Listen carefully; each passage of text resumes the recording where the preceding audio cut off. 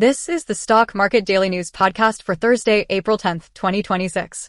Let's get right to the numbers from Wednesday's close, a relief rally across Wall Street after news of a possible U.S.-Iran ceasefire. The S&P 500 surged 2.6%, closing at 6,815. The Dow Jones jumped 2.4%, finishing at 39,968, and the Nasdaq soared 3.3%, ending the day above 15,500. All three indexes snapped multi-day losing streaks, lifting investor spirits. But will the calm last? Let's unpack the biggest moves and stories shaping what's next. First up, the world's wealthiest reaped massive gains as markets cheered the ceasefire. According to Bloomberg, the top 20 richest individuals added $90 billion to their combined fortunes in just one day. Mark Zuckerberg had an almost $13 billion jump as Meta shares rallied 6.5%, helped by excitement over its new AI model and the broad risk-on mood. Bernard Arnault, Larry Page, and Jeff Bezos also racked up multi-billion-dollar gains.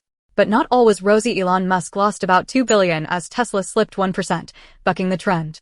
Next, the crypto market mirrored the rally, but with a twist. After surging above 72,000 on the ceasefire, Bitcoin pulled back and was holding near 71,000 as new tensions surfaced. Ether and Solana dropped about 3% each, and XRP slid to $1.33. The volatility tracks oil's own roller coaster. Brent crude fell over 10% on the truce, but rebounded to $97 a barrel later as the Strait of Hormuz remained largely closed.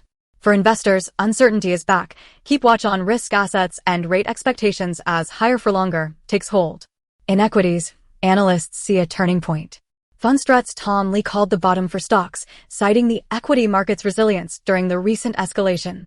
S&P 500 futures have already cleared his trigger point, and Lee says this sets up a decisive move higher, good news for both stock and crypto bulls.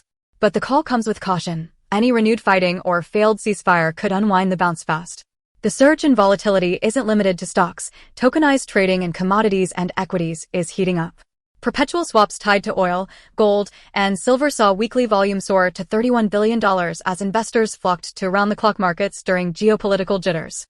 Oil contracts alone topped nearly $7 billion in weekly volume following the recent Middle East conflicts, signaling strong demand for instant hedging tools. Finally, in earnings news, Credo Technology gained attention after delivering year-over-year revenue growth of over 200% for the quarter, yet its stock is still down nearly 29% year-to-date, closing at $102.46. Analyst models now price the stock at $125, suggesting a potential 22% upside, driven by robust AI infrastructure demand despite recent volatility. Quick recap, all major indexes posted their sharpest rallies in weeks. Relief was broad-based, but underlying risks, persistent inflation, tight central bank policy, and geopolitical tension haven't disappeared. For tomorrow, watch for earnings from big banks, fresh CPI inflation data, and any headlines out of the Strait of Hormuz. That's your Stock Market Daily News podcast for April 10th. Don't miss an episode, subscribe, follow us for real-time market updates, and get the edge for your trading day.